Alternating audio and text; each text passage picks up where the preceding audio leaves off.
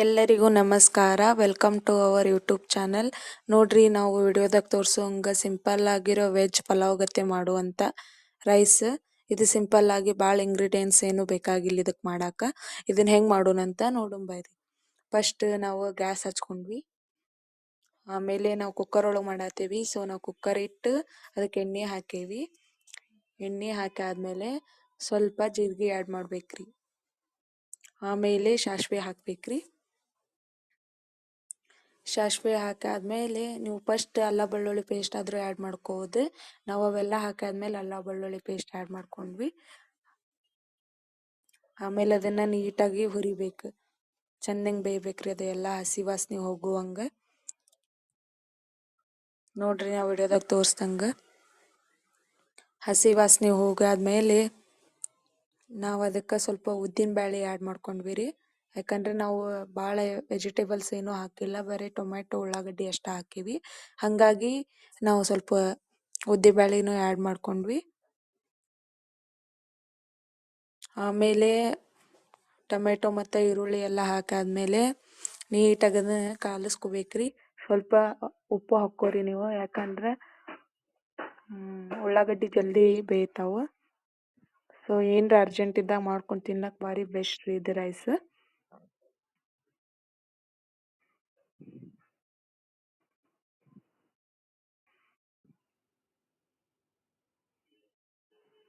ಆಮೇಲೆ ಅದು ಅಲ್ಲ ಮತ್ತು ಬೆಳ್ಳುಳ್ಳಿ ಏನೇನು ಹಾಕ್ಯೇವೆ ನಾವು ಅದೆಲ್ಲ ನೀಟಾಗಿ ಬೇಯಬೇಕು. ಉಳ್ಳಾಗಡ್ಡಿ ಮತ್ತು ಟೊಮೆಟೊ ಎಲ್ಲ ನೀಟಾಗಿ ಬೇಯ್ಬೇಕ್ರಿ. ಅದು ಹಸಿ ಬಿಸಿ ಇದ್ರೆ ಸರಿ ಆಗೋಲ್ಲ. ಸೊ ನೀಟಾಗಿ ಅದನ್ನು ಚೆಂದಾಗಿ ಕುದಿಸ್ಬೇಕ್ರಿ. ಆಮೇಲೆ ನಾವು ಸ್ವಲ್ಪ ಖಾರ, ಉಪ್ಪು, ಅರಿಶಿನ ಮತ್ತು ಮನ್ಯಾಗ ಮಾಡಿರುವಂಥ ಮಸಾಲೆ ಪೌಡ್ರ್ ಹಾಕೇವ್ರಿ ನಾವು.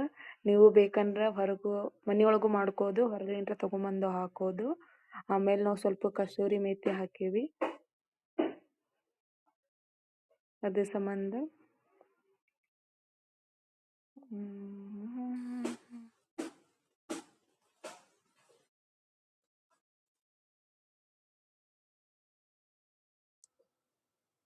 ಆಮೇಲೆ ಅದನ್ನೆಲ್ಲ ನೀಟಾಗಿ ಕಾಲಿಸ್ಬೇಕ್ರಿ. ಕಾಲಿಸಾದ್ಮೇಲೆ ಒಂದು ಸ್ವಲ್ಪ ನೀರು ಆ್ಯಡ್ ಮಾಡ್ಬೇಕ್ರಿ ಅದಕ್ಕೆ. ಯಾಕಂದ್ರೆ ಅದು ನೀಟಾಗಿ ಬೇಯಬೇಕಲ್ಲ ರೀ. ಉಪ್ಪು ಎಣ್ಣೆ ಒಳಗೆ ಕರಗೋಲ್ಲ. ಸೊ ಸ್ವಲ್ಪ ನೀರು ಹಾಕಿದ್ರೆ ನೀಟಾಗಿ ಬೇಯ್ತೈತ್ರಿ ಅದು.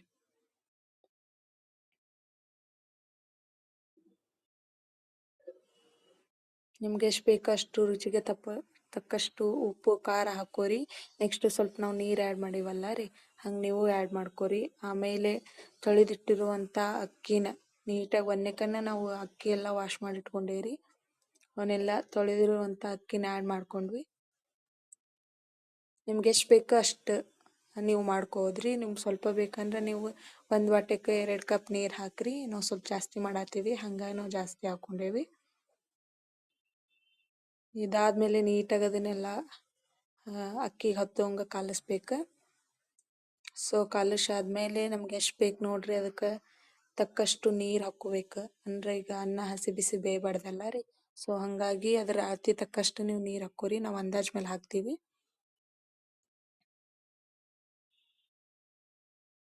ನೋಡ್ರಿ, ನಾವು ಹಿಂಗೆ ನೀರು ಹಾಕ್ಕೊಂಡೇವಿ. ಆಮೇಲೆ ನೀಟಾಗಿ ಅದನ್ನು ಕೈ ಆಡ್ತೀವಿ, ಯಾಕಂದ್ರೆ ಉಪ್ಪು ಅದು ಹಾಕಿರ್ತೀವಲ್ಲ, ಅದೆಲ್ಲಿನೂ ಒಟ್ಟಟ ಕುಂದಿರ್ಬಾರ್ದು ಅಂದು. ಸೊ ಹಿಂಗೆ ಹಾಕೀವಿ ನೋಡ್ರಿ.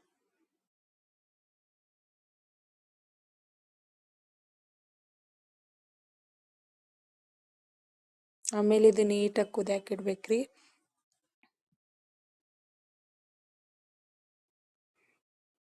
ಅದಕ್ಕೆ ನೀವು ನೋಡ್ರಿ, ಸ್ವಲ್ಪ ಏನು ನಿಮ್ಗೆ ಖಾರ ಜಾಸ್ತಿ ಬೇಕಂದ್ರೆ ಖಾರ ಹಾಕ್ಕೋದು, ಮಸಾಲ ಅದು ಜಾಸ್ತಿ ಬೇಕಂದ್ರೆ ಹಾಕ್ಕೋದು.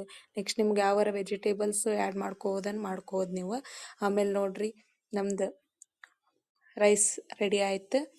ಸೊ ಈ ಟೈಪ್ ನಾವು ಇದನ್ನು ರೈಸ್ನ ತತ್ತಿ ಸಾರು, ಚಿಕನ್ ಸಾರು, ಇಲ್ಲ ನಾರ್ಮಲ್ ಮೊಸರು ಯಾವ್ದು ಬೇಕಾದ್ರೂ ಜೋಡಿ ಆದರೂ ತಿನ್ಬೋದು. ಇಲ್ಲ ಸಿಂಪಲ್ಲಾಗಿ ನಾವು ರೈಸ್ ಅಷ್ಟೇ ತಿನ್ಬೋದು. ನಾವು ಸ್ವಲ್ಪ ತತ್ತಿ ಸಾರು ಮಾಡ್ಕೊಂಡಿದ್ವಿ, ಸೊ ತತ್ತಿ ಸಾರು ಒಳಗೆ ತಿನ್ನತ್ತೀವಿ. ನೋಡ್ರಿ, ನಿಮಗೂ ಈ ವಿಡಿಯೋ ಇಷ್ಟ ಆದರೆ ಫಾಲೋ ಮಾಡಿರಿ. ವಿಡಿಯೋ ನೋಡಿದ್ಕೆ ಎಲ್ಲರಿಗೂ ಧನ್ಯವಾದ.